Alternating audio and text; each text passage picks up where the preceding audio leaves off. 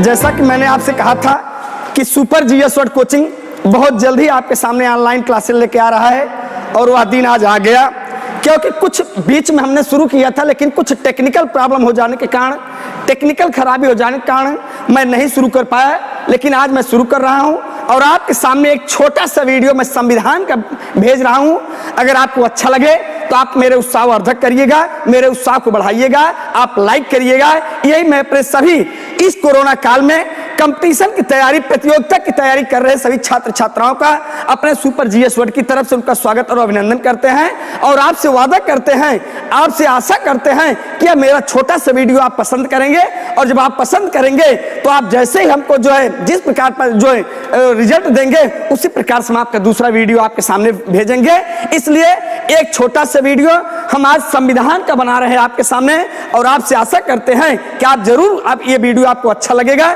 और इस कोरोना काल में, इस महामारी में हम जो संविधान के टॉपिक बनाने जा रहे हैं, इस टॉपिक से चाहे वनडे क्लास हो, चाहे वो आपका सुपर जो है टेट का क्लास हो, चाहे प्री टेट का क्लास हो, चाहे यस सुपर टेट का क्लास हो, संविधान से काफी क्वेश्चन आता है। और इस जो संविधान से हम आपके समीक्षा अधिकारी का पेपर हो, चाहे एसआई का पेपर हो, चाहे पुलिस का पेपर हो, ऑल वनडे एग्जाम के या सिविल स्तर के हम ऐसा वीडियो आपके सामने भेजेंगे जो आपको काफी रिस्पांस मिलेगा। और इस कोरोना काल में हमारे सभी छात्र, प्रतियोगी छात्र जो घर बैठे हुए तैयारी कर रहे हैं, इस कोरोना काल में पढ़ाई नहीं कर पा रहे हैं, उनके लिए मैं एक वीडियो भेज रहा हूं और यह वीडियो आपसे अच्छा लगेगा। क्योंकि कहा गया है कि पाँव में हो थकन अश्रु भीगे नयन, रात सुनी मगर गुनगुनाते चलो, ये न समझो कि हर पंथ सीधा चले, ये न समझो कि गंतव्य सबको मिले, वाटिका बीच कलियां खिले अनगिनत, ये न समझो कि हर फूल कली बनकर खिले।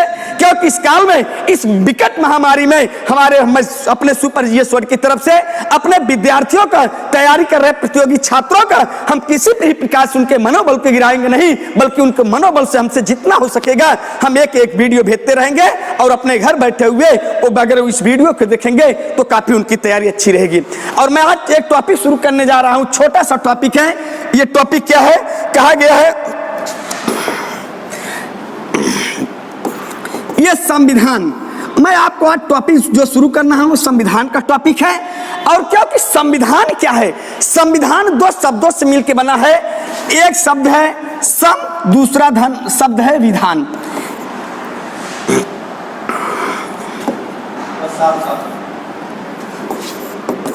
संविधान दो शब्दों से मिलकर बना है। पहला शब्द है सम, दूसरा शब्द है विधान। सम का अर्थ होता है एक समान का, एक समान, और विधान का अर्थ होता है कानून। क्यों? कानून एक ऐसी प्रक्रिया होती है जो एक लोकतांत्रिक देश के लिए, चाहे राजनीतिक देश हो चाहे वह लोकतांत्रिक देश हो, सभी के लिए संविधान का होना अति आवश्यक होता है। क्योंकि संविधान के बिना कोई भी प्रक्रिया, कोई भी देश की कानून, कोई भी जो देश का जो होता है, कोई भी शासन व्यवस्था ठीक ढंग से जो सुचारू रूप से चलाने के लिए एक संविधान की आवश्यकता होती है। संविधान एक नियम कानून से बंधा हुआ एक ऐसा वाक्य होता है, एक ऐसी प्रक्रिया होती है, एक ऐसा प्रशासन होता है जो लोगों की भावनाओं को आघात पहुंचाने वाली जो अराजक तत्व होते हैं उनको एक समान कानून का भय रखकर संविधान के अंतर्गत देश की कानून व्यवस्था को संचालित करने का प्रयास किया जाता है।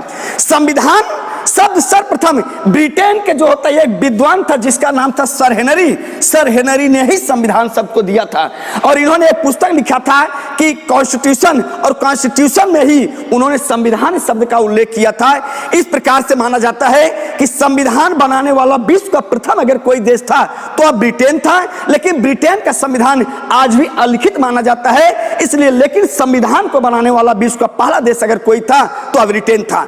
लेकिन लिखित संविधान बनाने वाला विश्व का पहला अगर कोई देश है तो अमेरिका है।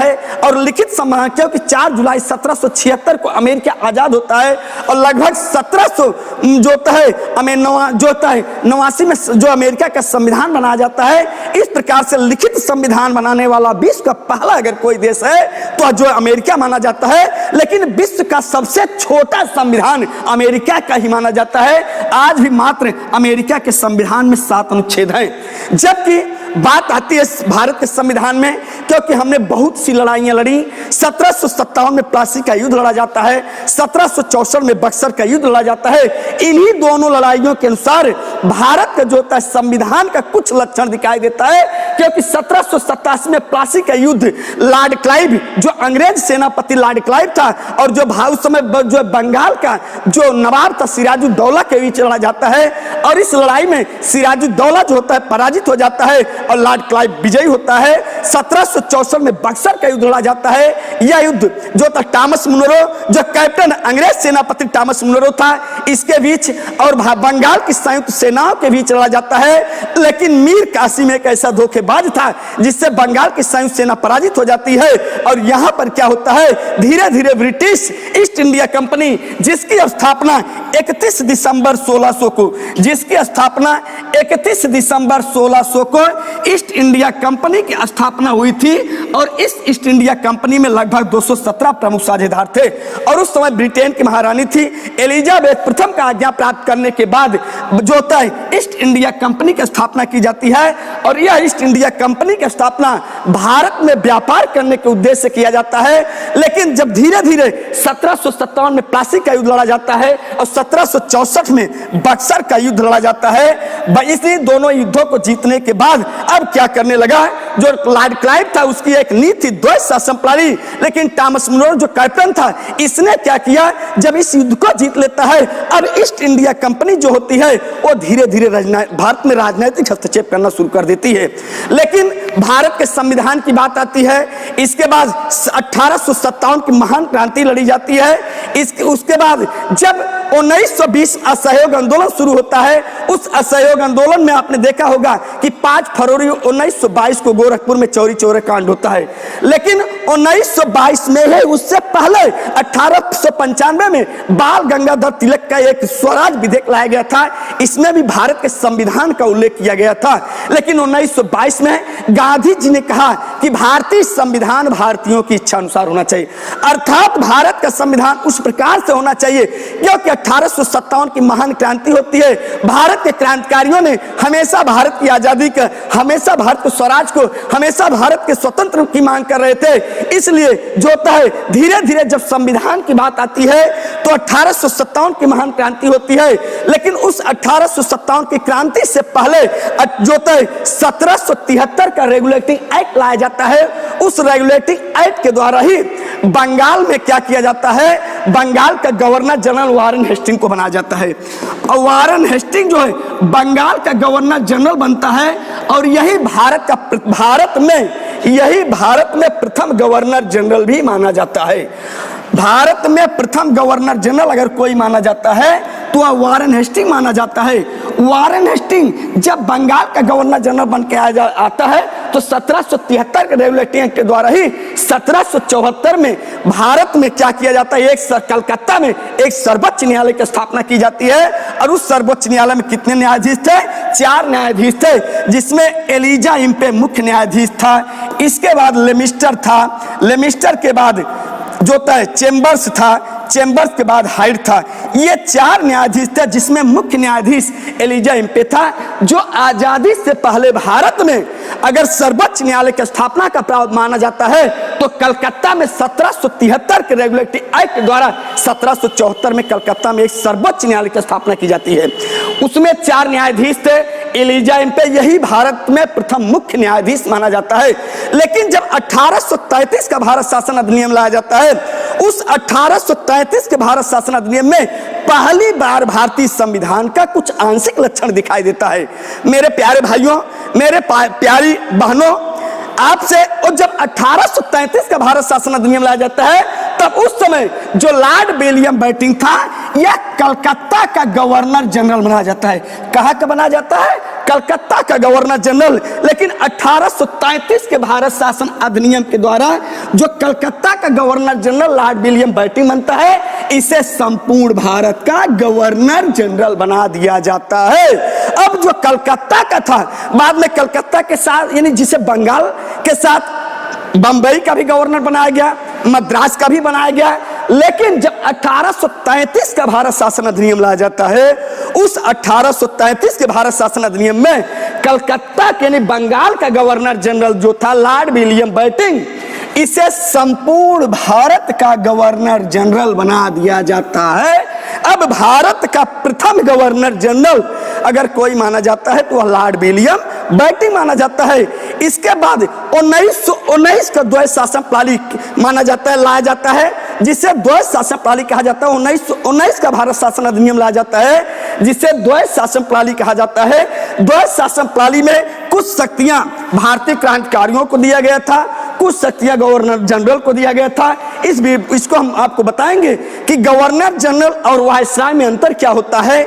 जब कोई भी व्यक्ति, जब कोई जो था ब्रिटिश प्रशासनिक व्यक्ति भारत की स्वतंत्रता को यानी भारत के शासन व्यवस्था को स्वतंत्र रूप से देखता था, तब वह गवर्नर जनरल कहा जाता था। लेकिन जब 1857 की महान क्रांति होती है, उस समय जो भारत का गवर्नर जनरल था लॉर्ड कैनिंग, उसने क्या किया, 1857 की क्रांति के समय जो भारत का महान गवर्नर जनरल कहा जाता है लॉर्ड कैनिंग, यही भारत का अंतिम गवर्नर जनरल होता है। और महारानी विक्टोरिया, क्योंकि 1857 की क्रांति के समय ब्रिटेन की महारानी कोई थी, महारानी विक्टोरिया थी, और लॉर्ड कैनिंग को कलकत्ता जो होता है यानी लंदन बुला लेती है, और ब्रिटेन बुलाने के बाद गवर्नर जनरल के पद को समाप्त करके वायसराय कर देती है। अब ये वायसराय क्या करता था, अब ये भारत की शासन व्यवस्था को अगर कोई भी जो होता है, जो ब्रिटेन की संसद जो कानून पारित करती थी, महारानी का आदेश पारित होता था, उसी हिसाब से वह क्या करता है, भारत की शासन व्यवस्था को चलाता था। तब वह क्या कहा जाता था, वायसराय कहा जाता था। इसके बाद जो होता है वायसराय के बाद फिर 1857 के बाद, इसलिए 1833 में जो गवर्नर जनरल था, कौन, बंगाल का गवर्नर जनरल बन के आता है लॉर्ड विलियम बेंटिंक, इसे संपूर्ण भारत का गवर्नर जनरल बना दिया गया। अब जो भारत का प्रथम गवर्नर जनरल कोई कहा जाता है तो लॉर्ड विलियम बेंटिंक। लेकिन बात आती है कि भारत के संविधान में, क्योंकि भारत के संविधान में कई बार जो होती है, कई बार मांग की जाती है कि भारत का संविधान बनाया जाए, भारत को आजादी दिया जाए, भारत को स्वराज दिया जाए, यानी इसी प्रकार से तमाम क्रांतिकारी घटनाएं होती हैं। 1857 की महान क्रांति होती है, 1905 का बंगाल विभाजन होता है, 1906 में जो होता है मुस्लिम लीग की स्थापना होती है, 1907 में जो होता है आपका क्या होता है, एक घटना घटती है, कांग्रेस का सूरत में विभाजन होता है, 1908 में खुदीराम बोस को फांसी होती है। तमाम घटनाएं घटती हैं। लेकिन जब भारत के संविधान की बात आती है, 1919 का द्वैध शासन प्रणाली, एक चीज और आप लोग मेरे प्यारे बच्चों, आप लोग एक चीज और समझ लीजिएगा कि द्वैध शासन प्रणाली अगर भारत भी पूछा जाता है, यह क्वेश्चन आप मिडिल जो होता है 6 से 8 का जो टेट होता है, कई बार इस क्वेश्चन को पूछ चुका है कि विश्व में द्वैध शासन प्रणाली का जनक किसे कहा जाता है, तो सर लियोनिस स्कॉटिश को कहा जाता है। सर लियोनिस स्कॉटिश यह विश्व द्वैध शासन,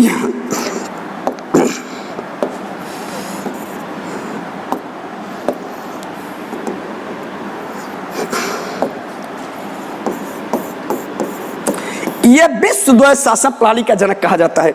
लेकिन भारत में द्वैध शासन प्रणाली का जनक किसे कहा जाता है, लॉर्ड क्लाइव को कहा जाता है। किसे कहा जाता है, लॉर्ड क्लाइव को कहा जाता है। लेकिन एक चीज और जान लीजिएगा, अगर आपसे क्वेश्चन पूछा जाता है कि भारत में प्रथम गवर्नर जनरल किसे बनाया गया था, तो लॉर्ड क्लाइव को बनाया गया था। लेकिन ये ईस्ट इंडिया कंपनी के प्रशासन को देखता था, ब्रिटिश सेनापति का भी, सैनिक का भी कार्य करता था।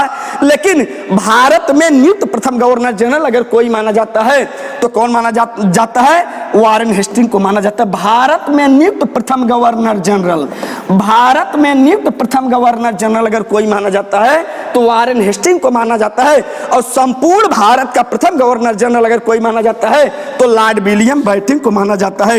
इसलिए 1833 का जब भारत शासन अधिनियम लाया जाता है, उस 1833 के भारत शासन अधिनियम के द्वारा कलकत्ता का governor general Lord William Bentinck को बनाया जाता है, बंगाल का governor general Lord William Bentinck को बनाया जाता है। लेकिन 1833 के भारत शासन अधिनियम के द्वारा संपूर्ण भारत का प्रथम governor general Lord William Bentinck को बनाया जाता है। और लॉर्ड विलियम बेंटिंक आप सुने होंगे, भारत में सती प्रथा का अंत यही किया था, भारत में दास प्रथा का अंत यही किया था, भारत में राजा राम मोहन राय का बहुत बड़ा योगदान माना जाता है। लेकिन भारत के संविधान को 1922 में गांधी जी ने कहा कि भारतीय संविधान भारतीयों की इच्छा अनुसार होना चाहिए, अर्थात जिस प्रकार भारत के लोग जनता, जिस प्रकार भारत की जनता चाहती है उसी प्रकार भारत का संविधान होना चाहिए। लेकिन जब 1935 का भारत शासन अधिनियम लाया जाता है। इसलिए 1833 भारत शासन अधिनियम में पहली बार संविधान के आंशिक लक्षण दिखाई देता है। लेकिन जब 1935 का भारत शासन अधिनियम लाया जाता है, इसलिए माना जाता है कि भारत के संविधान में पहला लक्षण किन दो लड़ाइयों से दिखाई देता है, तो 1757 में प्लासी का युद्ध, 1764 में बक्सर के युद्ध से दिखाई देता है। 1935 का जब भारत शासन अधिनियम लाया जाता है, उस 1935 के भारत शासन अधिनियम द्वारा भारतीय संविधान में 3 सूचियों का प्रावधान किया गया था। पहला संघ सूची, और दूसरा राज्य सूची, और तीसरा समवर्ती सूची। इसलिए संघ सूची, राज्य सूची और समवर्ती सूची, इसलिए तीनों सूचियों का प्रावधान अगर कोई देखा जाता है तो भारतीय संविधान में इन्हीं तीनों सूचियों का जो होता है, यानी 1935 भारत शासन अधिनियम के अंतर्गत आता है। इसलिए माना जाता है कि मैं आज जो आपको एक इंट्रोडक्शन दे रहा हूं, संविधान का एक परिचय दे रहा हूं कि संविधान बना कैसे, भारतीय संविधान को बनाने का उद्देश्य क्या था। इस प्रकार से जो तमाम कानून पारित किए जाते हैं, ब्रिटिश संसद तमाम अधिनियम पारित करती है, लेकिन उसके पहले भी तमाम बार भारतीयों ने संविधान की मांग किया, लेकिन इस पर कोई विशेष प्रभाव नहीं पड़ता है। लेकिन जब भारत के संविधान की बात आई तो 1935 के भारत शासन अधिनियम, जो भारतीय संविधान पर सर्वाधिक प्रभाव अगर किसी भारत शासन अधिनियम का पड़ा है तो 1935 के भारत शासन अधिनियम का पड़ा है। यह भी माना जाता है। दूसरी चीज आप लोग एक चीज और जान लीजिएगा कि 60 देशों का अध्ययन करने के बाद भारत का संविधान बनाया गया था। 60 देशों का अध्ययन करने के बाद भारत का संविधान बनाया गया था, जिसमें सर्वाधिक प्रभाव अगर किसी देश का पड़ा था तो ब्रिटेन का था। और ध्यान दीजिएगा, ब्रिटेन, इंग्लैंड और ब्रिटिश, ये तीनों एक ही देश का नाम है। हमारे प्यारे बच्चों, हमारे प्यारी जो है बालिकाओं, आपको इसमें कोई कंफ्यूजन नहीं होना चाहिए कि एक बार सर जो है ब्रिटेन शब्द यूज करते हैं, एक बार इंग्लैंड शब्द यूज करते हैं, एक बार ब्रिटिश शब्द यूज करते हैं। तो ये हमारे जो होता है, ये ब्रिटेन जो है, जिसे हम लंदन कहते हैं, जो भारत पे शासन किया था, जिससे हम आजाद हुए थे 15 अगस्त 1947 को, उन्हीं उसी का नाम, इन्हीं तीनों देशों का नाम जो होता है, एक ही देश का नाम तीनों है। चाहे आप ब्रिटेन कहिए, चाहे आप इंग्लैंड कहिए, चाहे आप ब्रिटिश कहिए।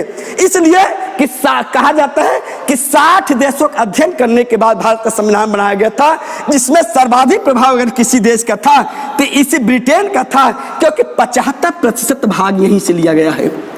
लेकिन बात आती है कि भारत के संविधान पर सर्वाधिक प्रभाव किस ग्रंथ का था, तो जिसे हम कौटिल्य कहते हैं या चाणक्य कहते हैं, चाणक्य अर्थशास्त्र का, भारत के संविधान पे चाणक्य अर्थशास्त्र का बहुत सर्वाधिक प्रभाव पड़ा था। लेकिन बात आती किस भारत शासन अधिनियम के भारत के संविधान पे सर्वाधिक प्रभाव था, तो किसका था, यानी 1935 भारत शासन अधिनियम के था। इसी अधिनियम के द्वारा संविधान में 3 सूचियों का प्रावधान किया गया, संघ सूची, राज्य सूची, समवर्ती सूची। संघ सूची, वर्तमान में संघ सूची में 100 विषय रखे गए हैं, 100 विषय। राज्य सूची में वर्तमान 61 विषय रखे गए हैं, जबकि समवर्ती सूची पर कितने विषय रखे गए हैं, 52 विषयों का प्रावधान किया गया है। इसलिए संघ सूची पर हमेशा संसद कानून बनाती है, राज्य सूची पर राज्य विधानमंडल कानून बनाती है, जबकि समवर्ती सूची, और भारतीय संविधान में समवर्ती सूची ऑस्ट्रेलिया से लिया गया है और इसको 2003 में शामिल किया गया था। लेकिन 1935 भारत शासन अधिनियम में भी इन तीनों सूचियों का प्रावधान था। वर्तमान में ये 3 सूचियां भी हैं। संघ सूची पर हमेशा संसद कानून बनाती है, राज्य सूची पर राज्य विधानमंडल कानून बनाता है, जबकि समवर्ती सूची पर कौन कानून बनाता है, समवर्ती सूची पर संसद और राज्य विधानमंडल दोनों कानून बनाते हैं। लेकिन यदि टकराव हो जाए, ये मनमुटाव हो जाए, या आपस में विवाद हो जाए, किसके बीच, संसद और राज्य विधानमंडल के बीच, यानी संघ सरकार या राज्य सरकार के बीच यदि विवाद हो जाए समवर्ती सूची पर कानून बनाने के लिए, तो वह कानून कौन हमेशा मान्य होगा, संघ सूची यानी संसद का कानून मान्य होगा। समवर्ती सूची पर राज्य विधानमंडल का कानून मान्य नहीं होगा। इसलिए 1935 भारत शासन अधिनियम का भारतीय संविधान पर सर्वाधिक प्रभाव पड़ा है। 1939 में लॉर्ड बर्केनहेड एक भारत सचिव था, जिसका आप नाम सुने होंगे। क्या नाम सुने होंगे, लॉर्ड बर्केनहेड। सर्वप्रथम भारतीयों को संविधान बनाने के लिए यही ललकारा था, इसने ही ललकारा।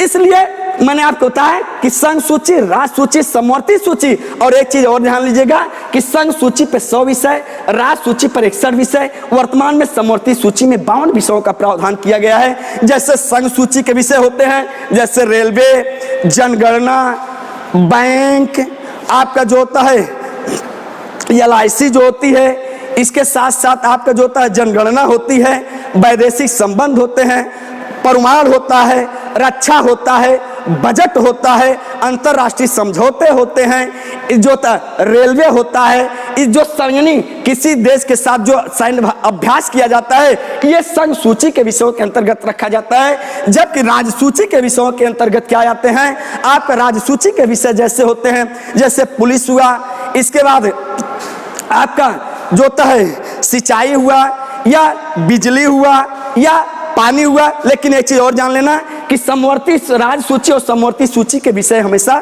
घटते बढ़ते रहते हैं। इसलिए जो होता है वर्तमान में, पहले इसमें जो है कितने विषय रखे गए, 66 विषय थे, लेकिन वर्तमान में 6 विषय घटकर 61 विषय हो गए। जबकि समवर्ती सूची में पहले 47 विषय थे, वर्तमान में 52 विषय हो गए। समवर्ती सूची में जैसे मेला, मंडी, विवाह, तलाक जैसे आपका जो होता है, कभी शिक्षा राज्य सूची में जाता है, कभी समवर्ती सूची में जाता है। अभी आपने देखा होगा वीडियो में क्वेश्चन 2019 में पूछा था कि वर्तमान में कारखाना को किस सूची में रखा गया है, तो वर्तमान में कारखाना को समवर्ती सूची में रखा गया है।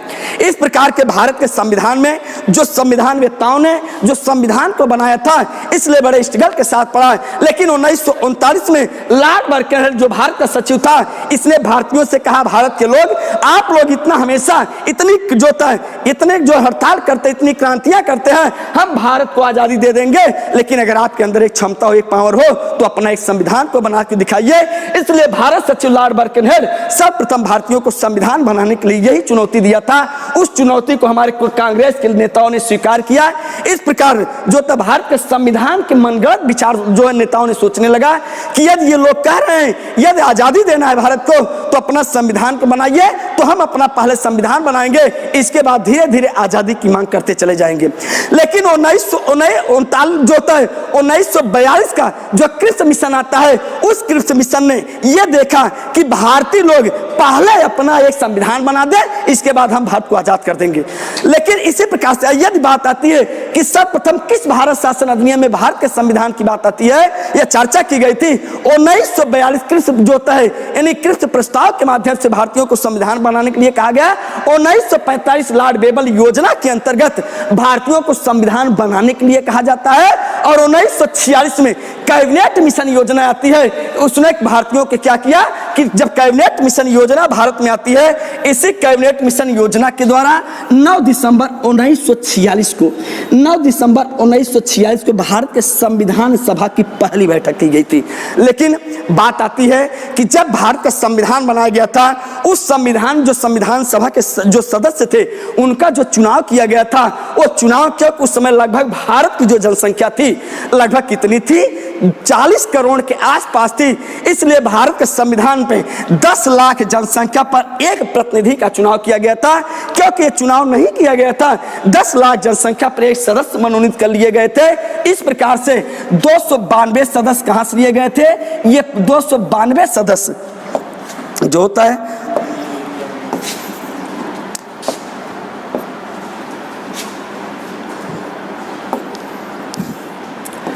292 सदस्य ये प्रांतों से थे, जिसमें 93 सदस्य ये देसी रियासत से थे,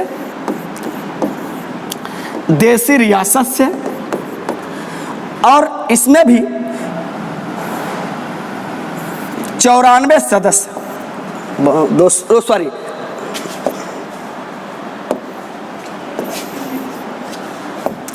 इसमें भी 94 जो 4 सदस्य एक कमिश्नरियों से लिए गए थे।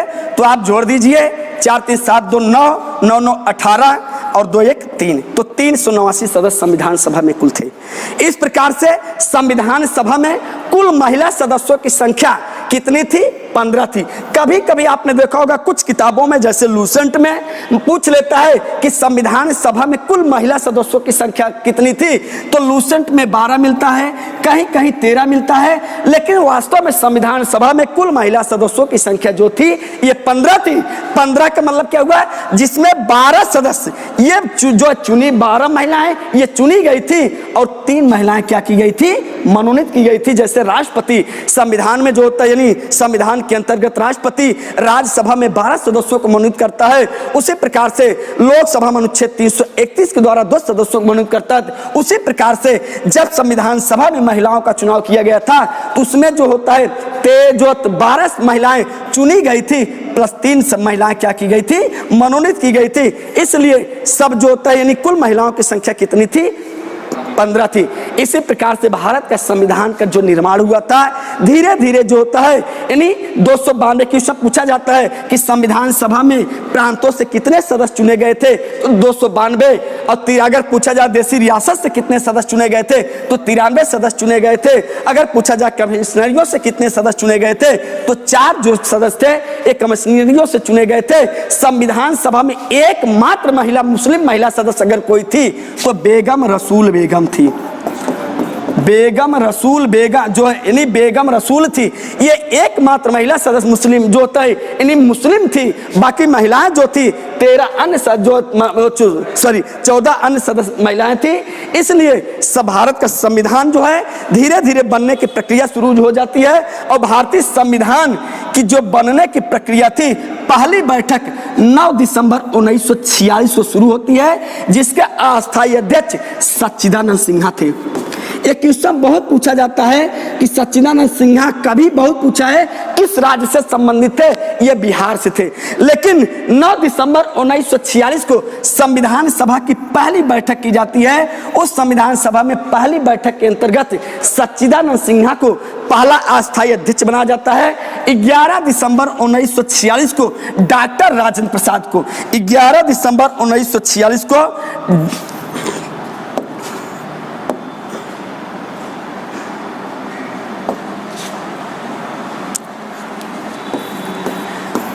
1946 को डॉक्टर राजेंद्र प्रसाद को संविधान का अस्थायी अध्यक्ष बनाया जाता है। और फिर भारत का संविधान जो होता है बनने की प्रक्रिया शुरू हो जाती है। फिर अगला वीडियो हम आपको कल बताएंगे, छोड़ दें।